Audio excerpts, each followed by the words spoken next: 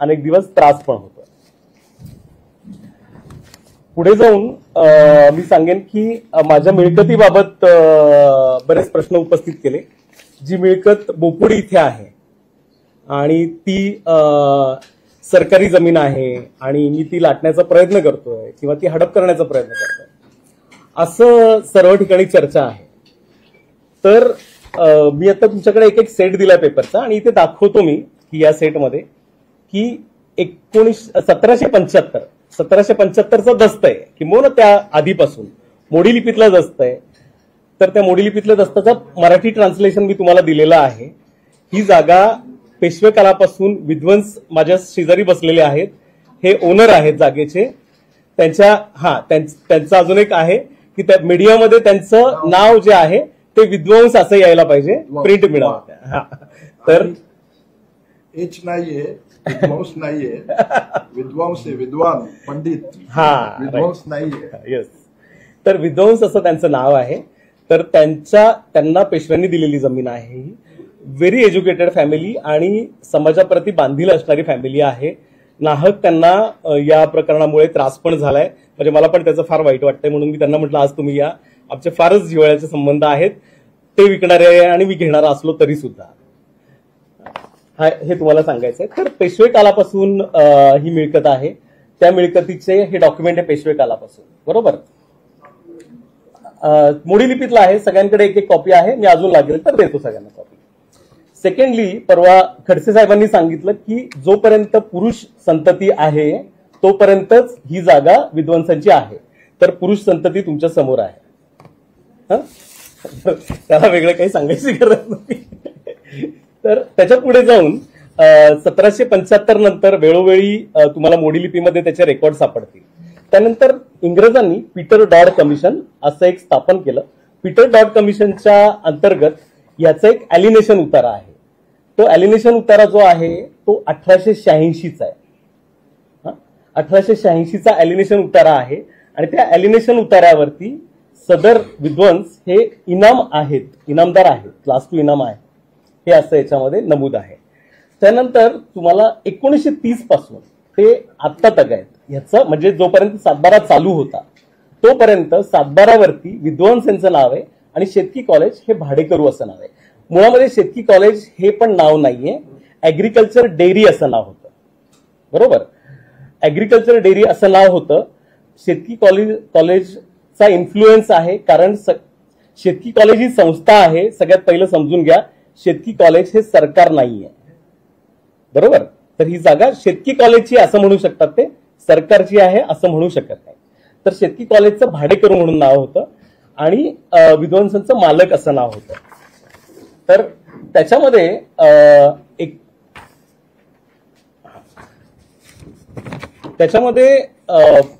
1953 साली इनाम ॲब्युल्युशन ऍक्ट आला, ज्या अंतर्गत इनामदार आहेत त्यांना मालक करण्यात आलं. 2 पद्धतीने करण्यात आलं, आयदर इनाम काढून घेण्यात आलं किंवा मालक करण्यात आलं. तर ह्यांचं इनाम जे आहे ते काढून घेण्यात आलेलं नाहीये, ते इनाम कायम ठेवण्यात आलंय. त्याचा फेरफार आहे, त्या फेरफारचा नंबर आहे 1578. मी आपल्याला सर्वांना हा फेरफारची एक कॉपी दिलेली आहे आणि मी आता इथे माध्यमांसमोर पण दाखवतोय. या फेरफारला तथाकथित म्हणजे मला नाही वाटत महात्मा फुलेंना अशी इच्छा असेल की स्वतःचा वापर करून तिथले अधिकारी असं चुकीचं काम करत असतील म्हणून. तरी पण त्यांनी हा जो फेरफार आहे ज्याच्यातून विद्वांसांना मालकी देण्यात आली, ह्याला महात्मा फुले कृषी विद्यापीठाच्या अधिकाऱ्यांनी चॅलेंज केलं आणि ते चॅलेंज 2007 ला केलं त्यांनी आणि 2012 साली निकाली निघालं ते चॅलेंज. तर ते चॅलेंज काय होतं की विद्वांसांची मालकी जी आहे ती रद्द करण्यात यावी म्हणून. पण त्याला चॅलेंज केलं आणि तुमच्याकडे चॅलेंजची म्हणजे ऑर्डरची कॉपी पण आहे. आता काय आमच्या बाबतीत जे लोक ऑर्डर देणार त्यांना हे असं दिसतंय की त्यांच्यावरती फौजदारी कारवाई करणार, कारण आमच्या फेवरमध्ये. तर कोणी आमच्या फेवरमध्ये ऑर्डर दिली ते दाखवतो मी तुम्हाला. तर ही एक 2012 सालची ऑर्डर आहे. 2007 साली महात्मा फुले कृषी विद्यापीठ, जे ऍग्रिकल्चर कॉलेज असं नाव आहे पण त्याचा ऍडव्हान्टेज ते घेत आहेत, नो इश्यू. तर त्यांनी चॅलेंज केलं 2007 ला आणि 2011 ला निर्णय लागला की तुमचं अपील फेटाळण्यात येत आहे. यांना 2053 साली मालकी बहाल करण्यात आलेली आहे आणि 2053 पासून ते आतापर्यंत ही मालकी आहे आणि याला आम्ही रद्द करू शकत नाही एवढ्या उशिरा. 1953 पासून आज तक मालकी आहे. ठीक आहे. त्यानंतर याच्यावरती कुठलं देते टाउन प्लॅनिंग स्कीम. आता हा सर्वे नंबर 62 नाहीये. निव्वळ दिशाभूल करण्यासाठी सर्वे नंबर 62 असं केलं जातं. सर्वे नंबर जेव्हा असतो त्या सर्वे नंबरचं टाउन प्लॅनिंग स्कीम होते. आपल्याला सर्वांना जाणीव असेल की आपल्या इथे वेगवेगळ्या टाउन प्लॅनिंग स्कीम आहेत. तर ही संगमवाडी टाउन प्लॅनिंग स्कीम आहे. तर संगमवाडी टाउन प्लॅनिंग स्कीम अंतर्गत मला एक ग्लास पाणी पण. संगमवाडी टाउन प्लॅनिंग स्कीम अंतर्गत याचं टायटल रिस्ट्रक्चरिंग होतं, म्हणजे टायटल फिक्स होतं थोडक्यामध्ये. आणि 7/12 पेक्षाही सुपरसीड हे टायटल असतं, कारण ह्याच्यावरती आर्बिट्रेटर असतो, तो जज असतो. त्या जजनी सर्वांचं हिअरिंग घेतलं आणि सर्वांचं म्हणणं ऐकून घेतलं की ह्याच्यामध्ये कोण मालक आहे, कोण भाडेकरू आहे. तर ह्याच्यामध्ये ऍग्रिकल्चर कॉलेजला सुद्धा संधी देण्यात आली. ऍग्रिकल्चर कॉलेजनी संधी दिली. ऍग्रिकल्चर कॉलेजला जेव्हा संधी दिली तेव्हा ऍग्रिकल्चर कॉलेजनी बघा काय म्हणलंय त्याच्यामध्ये, तुम्ही झूम करून बघू शकताय. याच्यामध्ये मी तुम्हाला वाचून पण दाखवतो. तर ऍग्रिकल्चर कॉलेजनी तेव्हा असं म्हणाले की बाकीचे सर्वे नंबर त्यांच्या मालकीचे आहेत, पण हे 3 सर्वे नंबर आहेत त्यामध्ये ते भाडेकरू आहेत. तर Shri Kale states that he has no document at present to show that this land have been held by agriculture college under the lease. त्यांच्याकडे ही जागा भाड्याने आहे याचं सुद्धा त्यांच्याकडे कोणताही कायदेशीर पुरावा नाही. हे एका जज समोर त्यांनी दिलेलं स्टेटमेंट आहे आणि त्याची ही ऑर्डर आहे. ह्या ऑर्डर नंतर काय झालं? ह्या ऑर्डर नंतर ह्या जागेचं टायटल फिक्स झालं, ज्याला टायटल अँड टेन्युअर सर्टिफिकेट म्हणतात. इट इज सुपरसीड टू 7/12 आणि सगळ्याच डॉक्युमेंटला सुपरसीड करतो. आणि ते टायटल अँड टेन्युअर सर्टिफिकेट आहे इथे. तुम्ही याच्यावर पण झूम करू शकता. याच्यामध्ये इथे तुम्हाला नाव दिसेल यशोदा नारायण विद्वांस. यशोदा नारायण विद्वांस म्हणजे यांच्या आजी, यांच्या नावाने ह्यांचं नाव लागलं इथे. पण यांच्या घरात पुरुष संतती होती तेव्हा पण, नाहीतर परत तुम्हाला अजून कोणीतरी कन्फ्युज करेल. तर त्यांचं नाव आहे आणि त्याच्यामध्ये ऍग्रिकल्चर कॉलेज इथे भाडेकरू असं नाव आहे. बरोबर.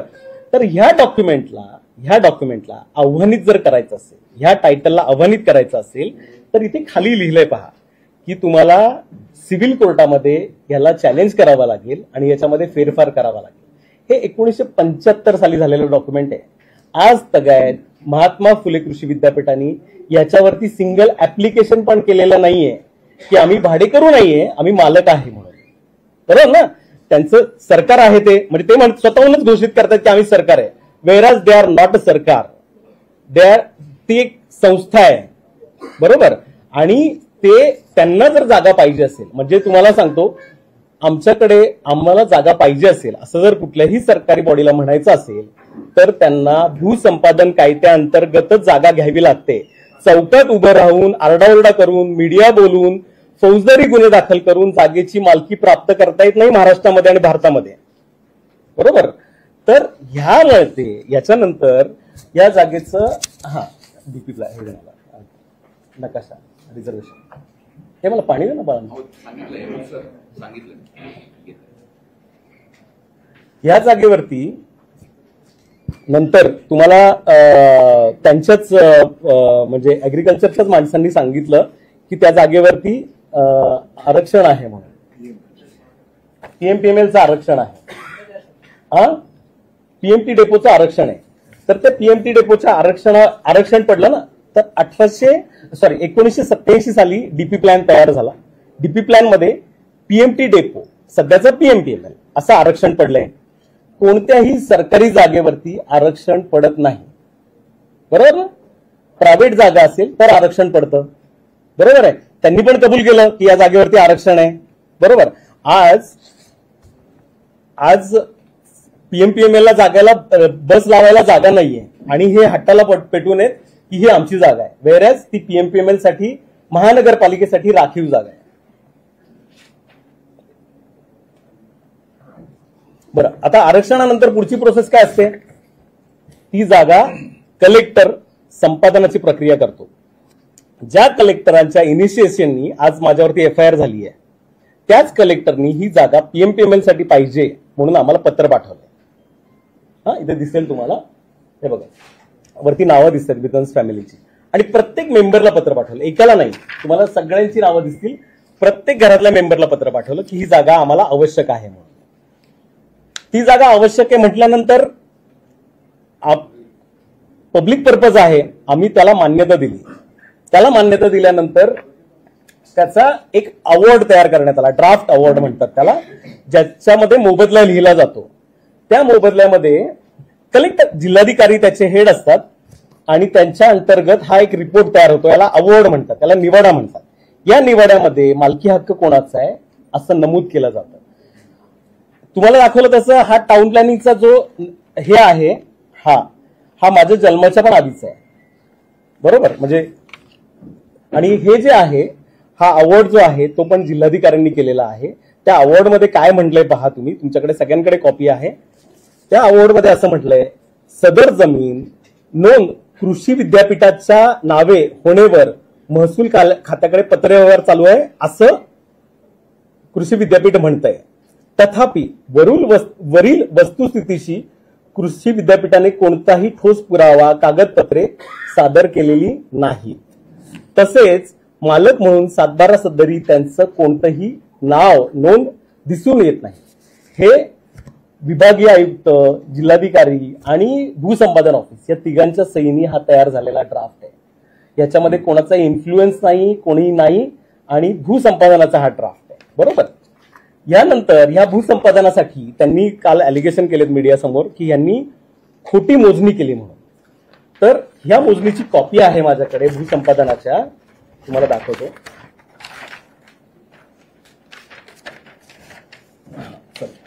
या भूसंपादनाच्या मोजणीची कॉपी आहे, यू कॅन झूम हिअर. हा ठीक आहे, मी बघतो खाली. तर ही कॉपी आहे. तर ह्या भूसंपादनाच्या कॉपीमध्ये ही ही मोजणी कोणी केली आहे तर भूसंपादन अधिकारी, कलेक्टर आणि पीएमपीएमएल यांनी संयुक्त केलेली मोजणी आहे. याच्यामध्ये खोटी असण्याचा प्रश्नच नाही. जर खोटी असेल तर त्यांना कोणाकोणावरती गुन्हे दाखल करणारे महात्मा फुले कृषी विद्यापीठ, मी असं पण म्हणत नाही महात्मा फुले कृषी विद्यापीठ गुन्हे दाखल करते. वेस्टेड इंटरेस्ट असलेले काही अधिकारी आणि त्यांच्याशी संलग्न असणारे बाहेरचे ऍक्टिव्हिस्ट नाहीये, म्हणजे ऍक्टिव्हिस्ट या नावाला धब्बा आहेत ही लोक, ही ब्लॅकमेलर आहेत, जी रवी पराटे बरोबर पूर्वी काम करत होती आणि आता वकील म्हणून समाजामध्ये मिरवत आहेत.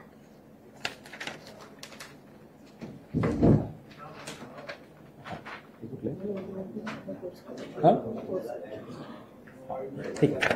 आता हे सगळं झाल्यानंतर काय झालं की याच्यामध्ये त्यांचं म्हणणं आहे सातबारावरचं नाव उडवलं असं ते सगळीकडे सांगतायत, बरोबर ना.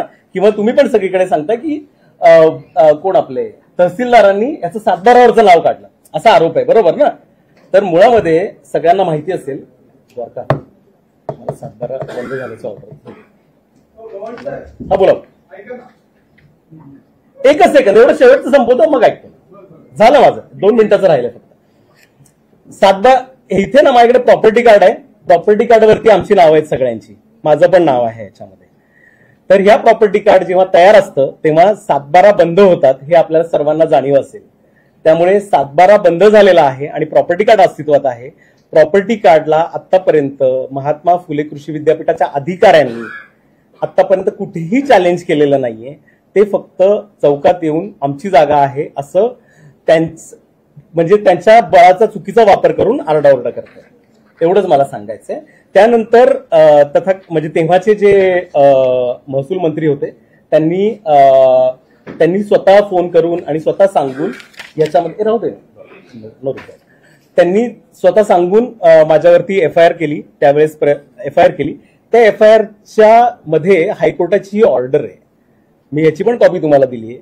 या हायकोर्टाच्या ऑर्डरमध्ये चुकीचा वापर, स्वतःच्या पदाचा चुकीचा वापर करून माझ्यावरती एफआयआर केली आहे अशी याच्यामध्ये नोंद आहे. आणि त्यांचं मंत्रीपद हे फक्त भोसरी जागेत गेलेलं नसून त्यांनी माझ्यावर केलेली चुकीची FIR आणि भोसरी जागा घोटाळा ह्या अशा दोन गोष्टींमुळे त्यांचं महसूल मंत्रीपद गेले, हे मी तुम्हाला आठवण करून देतो. तर सद्यस्थितीमध्ये मी तुम्हाला इतक्या ऑर्डर दाखवल्या कोणाची. त्यानंतर विभागीय आयुक्तांनी महात्मा फुले विश्वविद्यापीठ आणि विभागीय आयुक्तांकडे चॅलेंज केलं होतं की हे या जागेचे वारस नाहीयेत, ही जागा आमची आहे आणि यांचं वारस म्हणून नाव नोंदवण्यात येऊ नये. तर विभागीय आयुक्तांनी त्याचा निर्णय दिलाय आणि यांचं वारस कायम केलेला आहे.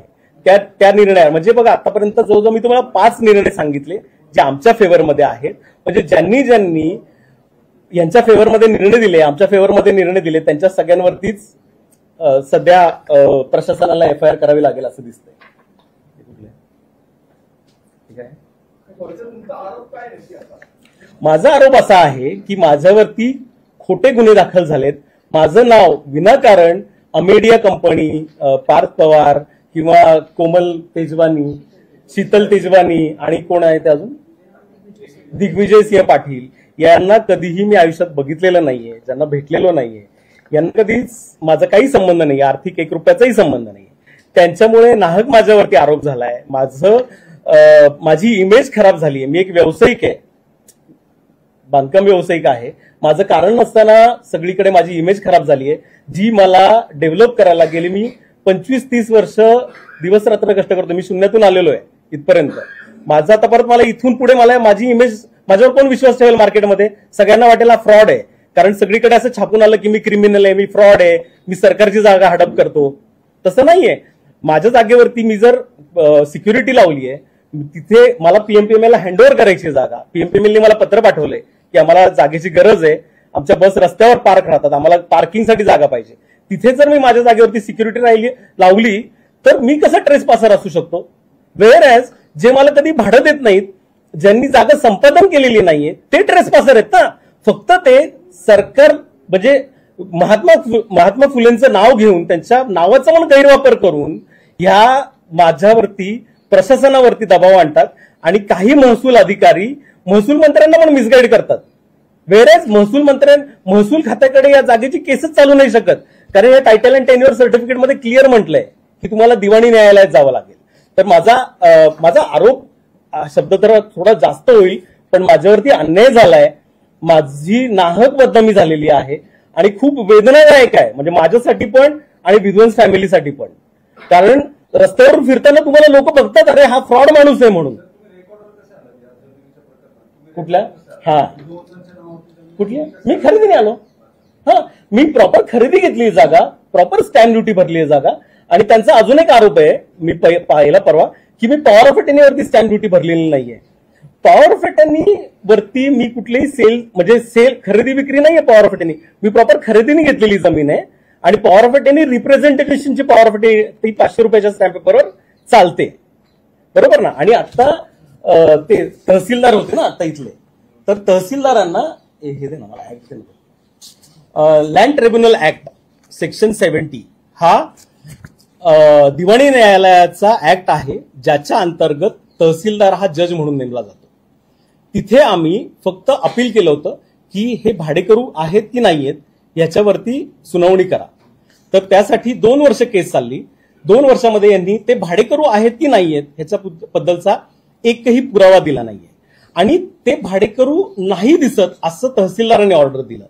तर महात्मा फुले कृषी विद्यापीठाला वाईट वाटायचं काहीच कारण नव्हतं, कारण ते म्हणतात ते मालक आहेत, ते भाडेकरू नाहीयेत असं तहसीलदार म्हणतोय ना. तुम्ही ऑर्डर वाचा सगळ्यांनी तहसीलदाराची काय.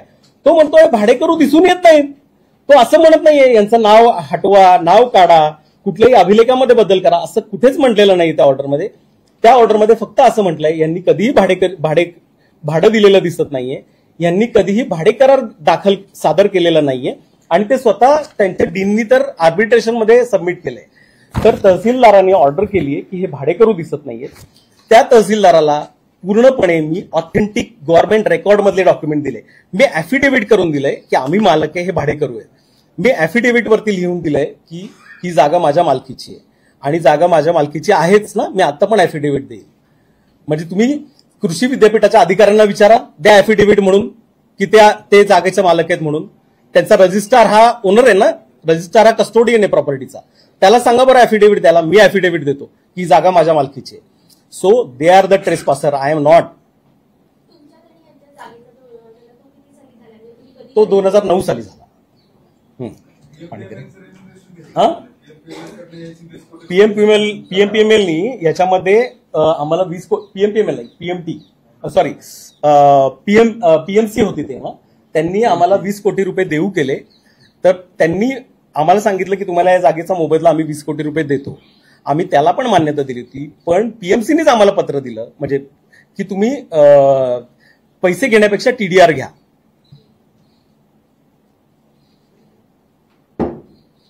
पैसे घेण्यापेक्षा टीडीआर घ्या, कारण तुम्ही बघितलं कलेक्टरने आम्हाला पत्र पाठवलंय की ही जागा पीएमपीएमएल ला लागते, पण पैसे घेण्यापेक्षा टीडीआर घ्या हे त्यांचं पत्र आहे. आणि आपल्याला पण कळतं की शासनाच्या कस्टडीमधले पैसे घेण्यापेक्षा टीडीआर घेणं चांगलं आहे आणि जागेचा मोबदला घ्यायला पाहिजे ना. म्हणजे कलेक्टरने पत्र पाठवायचं आम्हाला की तुम्ही जागेचा मोबदला घ्या, आणि आम्ही म्हणायचं नाही नाही हे आमची जागा आहे की नाही आम्हाला माहिती नाही, तर आम्ही तपासतो, असं तर नाही होऊ शकत ना. तर तो मोबदला आज तक कधी घेतलेला नाहीये, तसाच तिथे आहे, 1 रुपयाला पण हात लावलेला नाही. टीडीआरसाठी मी ऍप्लिकेशन केलं, टीडीआरची ऍप्लिकेशन पूर्ण प्रोसेस झालं, तर सिटी इंजिनियरनी पण त्याला प्रोसेस केली, तर ती प्रोसेस केली, तो काही गुन्हा नाही होत ना. म्हणजे ते सिटी इंजिनियर जे प्रशांत वाघमारे आहेत त्यांनी पण त्याच्यात प्रोसेस केली. म्हणजे प्रोसेस अधिकाऱ्यांनी रेग्युलर प्रोसेस करणं म्हणजे गुन्हा होतो का? तर कोणीतरी ऍक्टिव्हिस्ट येऊन ओरडतो चौकात येऊन की ही सरकारी जागा आहे, लाटतायत, सरकारी जागा लाटतायत, आणि आमच्यासारख्या व्यावसायिकांना त्याला तुम्ही नसतं तर आम्हाला व्हॉइसच नाहीये. म्हणजे माध्यम नसेल तर कोणासमोर बोलायचं आम्ही? तर माध्यम आहेत म्हणून आमचा आवाज तरी पोचतो ऍटलिस्ट. नाही टीडीआर सर्टिफिकेशन झालेलं नाहीये. तेव्हाचे जे ऍक्टिव्हिस्ट होते, म्हणजे ऍक्टिव्हिस्ट ऍक्च्युली नाव चुकीचं आहे, ब्लॅकमेलर होते रवी पराटे, त्यांनी नाही सोडा हो, कोणाला ब्लॅकमेल करता नाही, अन्याय होतो ना. मग आता कोण करते? कधी? आता परवा तर कंप्लेंट का झाली मला माहिती नाही, मीच अभ्यास केला, माझ्यावरती एफआयआर का झाली आहे. मला 1 दिवस पेपर जमवायला लागले सगळे माझे फाईल, आणि मग तुमच्या समोर सादर व्हायला 2 दिवस लागले. माझं 1 मिनिट, आता माझं बोलणं पूर्ण झालेलं आहे. मी माझ्या प्रॉपर्टीचं टायटल दाखवलंय. काही माध्यमांना साईट व्हिजिट करायची, मी साईटवर पण घेऊन जाईल त्यांना जागेवरती. आता तुमचे प्रश्न एक एक करून विचारा, जेणेकरून मी त्याची व्यवस्थित उत्तर देऊ शकेल. काही महसूल अधिकारी आहेत, काही जणांनी पदाचा गैरवापर केला, कोण आहे ते लोक? गुन्हा कोणी दाखल केला? आता नायब तहसीलदार आहेत, मी त्यांना जाब विचारणारच आहे की कुठल्या कायद्याअंतर्गत माझ्या, म्हणजे काय प्रोव्हिजन काय माझ्यावरती गुन्हा दाखल करायची. गुन्हा म्हणजे it is a criminal act ना. मी खोटा पेपर दाखल केलाय किंवा मी फ्रॉडुलंट केलंय, मी खोटं ऍफिडेव्हिट दिलंय, खोटी कागदपत्र दिली आहेत, किंवा मी खोटा कायद्याचा वापर केलाय, मी एकही खोटं काम केलेलं नाहीये, तर कशासाठी गुन्हा हे मीच विचारणार आहे कलेक्टरला. आणि ज्या कलेक्टरने मला पत्र दिले ही जागा पाहिजे म्हणून.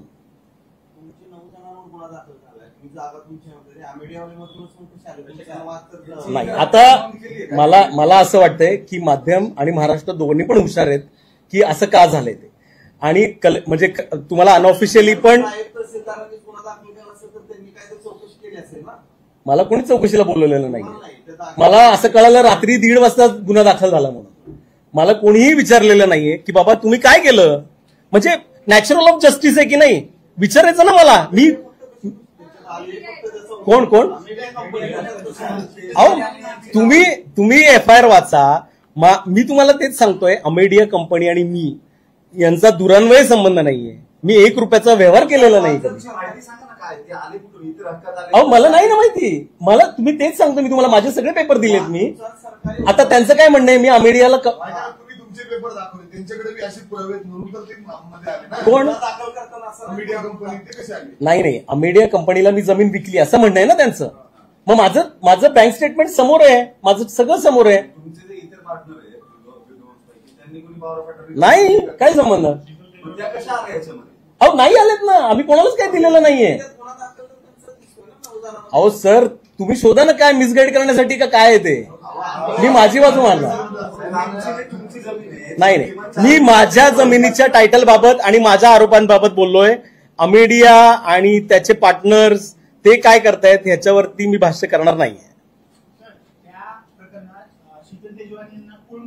मधून दाखवलं एफआयआर मध्ये त्यांचं तुम्हाला सांगतो की FIR करताना व्यवस्थेने प्रशासनाने अभ्यास करून FIR दाखल करायला पाहिजे ना.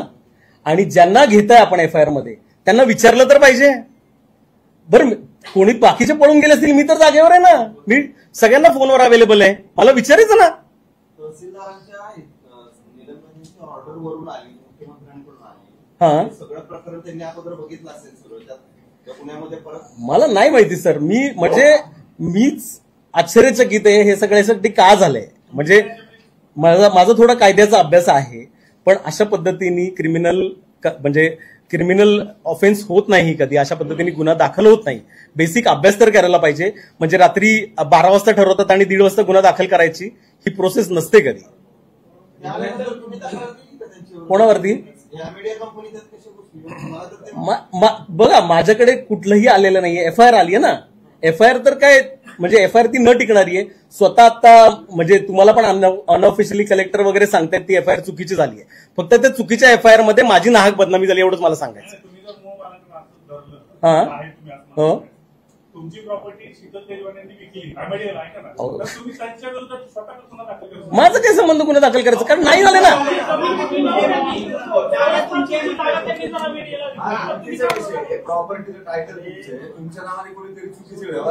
ऐका जरा, आता बरोबर आहे तुमचं म्हणणं, बरोबर आहे. कोणी पण उठेल आणि हा कोणाच्याकडे आहे खरी आहे, कोणाकडची तुम्ही सांगा. बोला बोला बोला.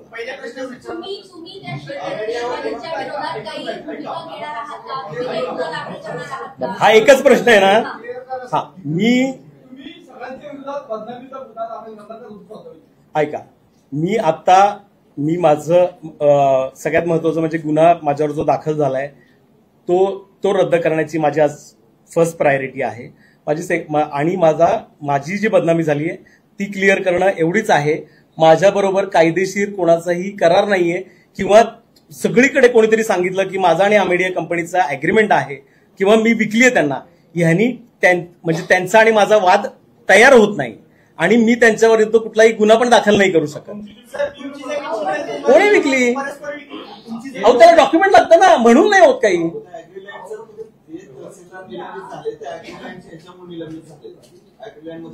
तेच सांगतोय मी तुम्हाला. तुम्ही त्यांनी केलेली ऑर्डर वाचा. कोणी तहसीलदारांचं निलंबन कशासाठी आहे? ऍग्रिकल्चर लँडच्या निर्णयासाठी ना. त्यांचा निर्णय वाचा. त्या निर्णयामध्ये कुठला ऍक्ट आहे तुम्ही मला आता सगळ्यांनी म्हणजे कुठली अशी ऍक्शन आहे ज्याच्यानी गुन्हा दाखल होऊ शकतो? तुम्ही आता मला विचारलं तर मी त्याचं क्लिअरिफिकेशन देतो तुम्हाला. नाही जागेबरोबर.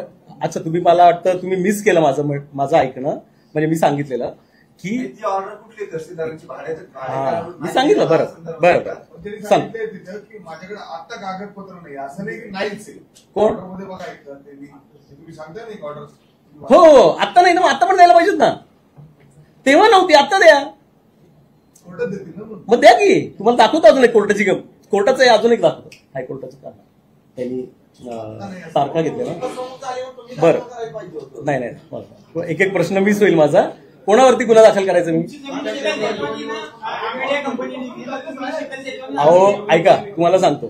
तुम्ही असं आता इथे उभं राहून म्हणाल की माझी जमीन अमेडिया कंपनीला विकली. यांनी दस्त तयार नाही होत ना, किंवा माझी जागा ट्रान्सफर नाही होत. मग ते आता गुन्हा रद्द करण्यासाठी मी प्रयत्न करतो ना. हा कोणी ताबाने सांगितलं? माझी जागा माझ्याकडेच आहे. नाही बदनामी झाली आहे, माझी बदनामी झाली आहे. त्याचं मी अभ्यास करून ठरवेल आता कोणावरती काय ऍक्शन घ्यायची.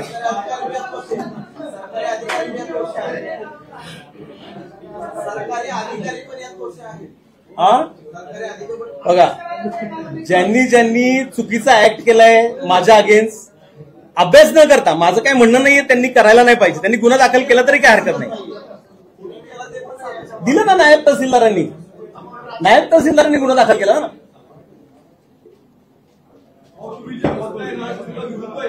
काय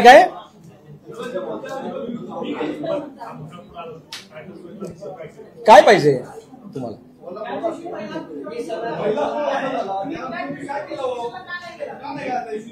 कधी झाला बाहेर गुन्हा दाखल?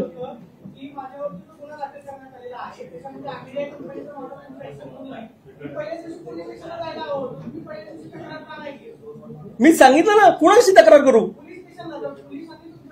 अहो तुम्ही मला विचारताय, मी पोलिसांकडे सांगायला पाहिजे. पोलिसांना विचारा ना, मला विचारायला पाहिजे म्हणून. हा, मग मी बघेल ना आता कायदेशीर प्रक्रियेने, मग मी करणार ते. हो, मी बोलणार ना. मी आता काय गुन्हा कॅन्सल करायची प्रक्रिया सुरू केली.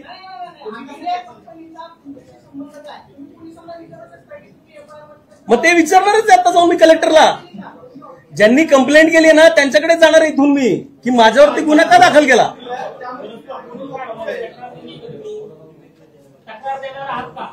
हो, मग काय तक्रार देणार ना मी. तक्रार देणार ना, माझ्यावरती ज्यांनी तक्रार केली आहे ना खोटी, त्यांच्यावरती मी तक्रार करणार आहे 100%. हा, कशाला आयुक्तांना? सगळ्यांना कोर्टात खेचणार मी ना आयुक्तांना वगैरे भेटणार. मी हायकोर्टात खेचणार सगळ्यांना ज्यांनी चुकीच्या पद्धतीने माझ्यावर गुन्हा दाखल केला.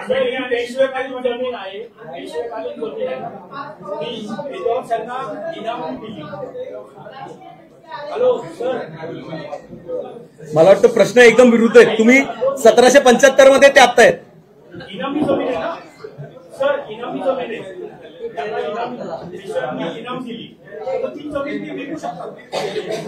सर, मी तुम्हाला मगाशी 1578 हा माझा फेरफार दाखवला, ज्याच्यामध्ये इनाम संपुष्टात आणला आणि यांना मालकी दिली. बरोबर. त्यानंतर मी तुम्हाला दुसरी पण एक ऑर्डर दाखवली, ज्याच्यामध्ये यांना मालक सिद्ध केलंय. प्रॉपर्टी कार्डवर पण हे मालक आहेत. त्यामुळं म्हणजे जेवढं आपल्याला कळतं, जो रेकॉर्डवरती मालक आहे तो स्वतःची जागा विकू शकतो की नाही, तर त्यांनी विकली आणि मी घेतली.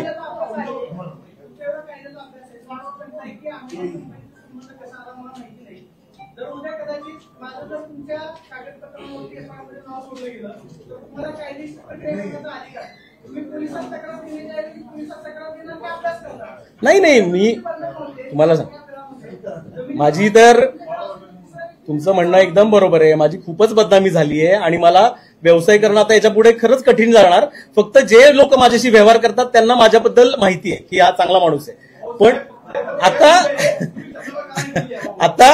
आता मी याच्यावरती नक्कीच हायकोर्टामध्ये तक्रार करतो.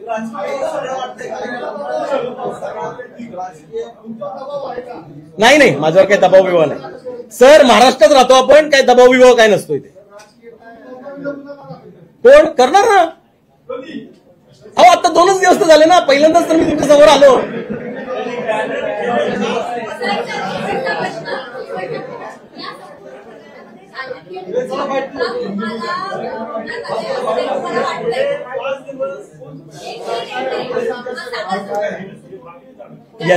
यांचा प्रश्न असा आहे की राजकीय दृष्ट्या मला काय मोहरा बनवण्यात आलाय का? मला तसं वाटत नाही, कारण मोहरा जरी बनवायचा असता तरी त्यांनी अभ्यास करून FIR केली असती.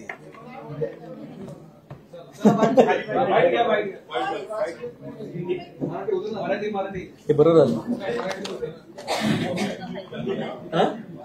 हे तुम्हाला अजून एक जरा बघायचंय का? एक खूप छान एव्हिडन्स आहे का? काही गरज नाहीये.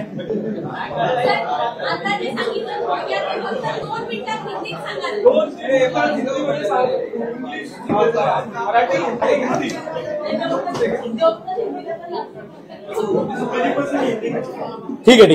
हिंदीमध्ये सांगतो.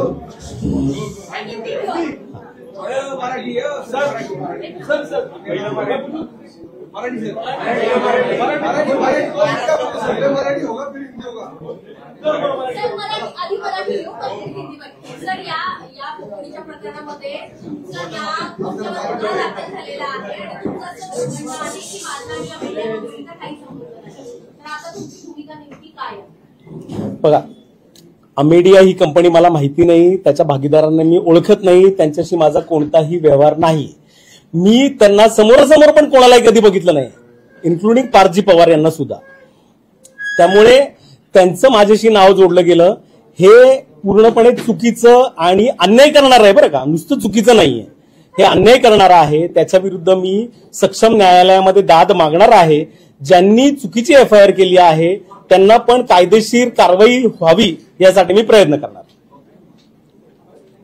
त्या जमिनीची पार्श्वभूमी थोडक्यात सांगा. ही जमीन कुणाकडून तुम्ही कधी घेतली, काय घेतली आणि आत्ताचं स्टेटस काय? हा, मराठीत सांगू.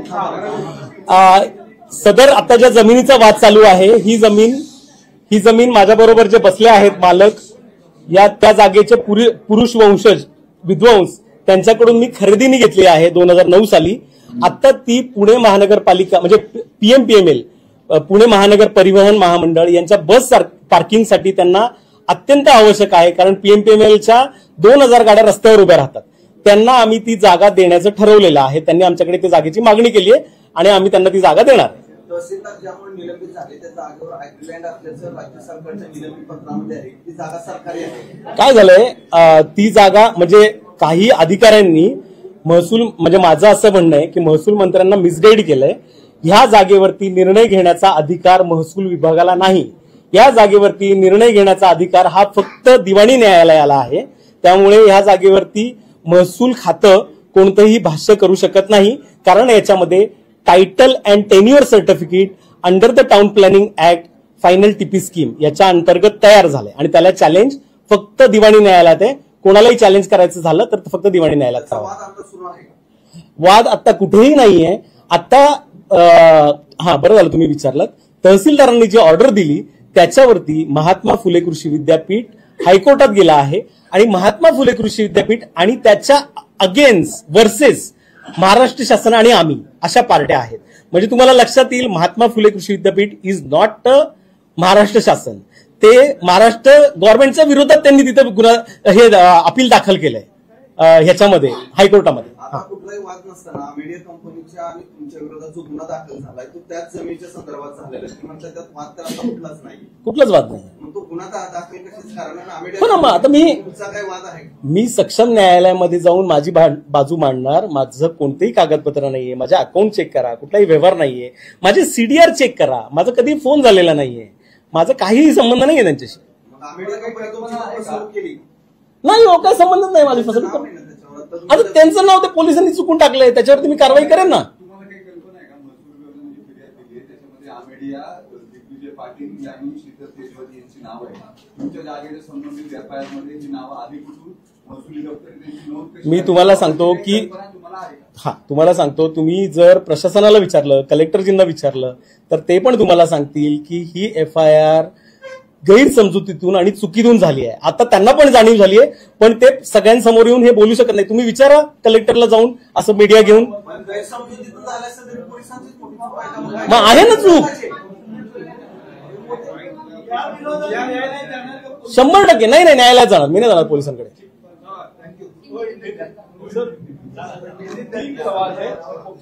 या प्लीज. दूसरा, आपके ऊपर आरोप क्या लगे हैं आपके हिसाब से? तीसरा, आपका उस पर डिफेंस क्या है? ठीक है, जवाब दीजिए. मैं एक बिजनेसमैन हूँ, मराठी हूँ, पुणे में रहता हूँ. मैं पहले से ही पुणे में रहता हूँ. यहाँ पे मेरा कंस्ट्रक्शन का बिजनेस है. I am into the industrial real estate. Last 30 साल से मैं काम कर रहा हूँ यहाँ पर. और ये जो जगह है मैंने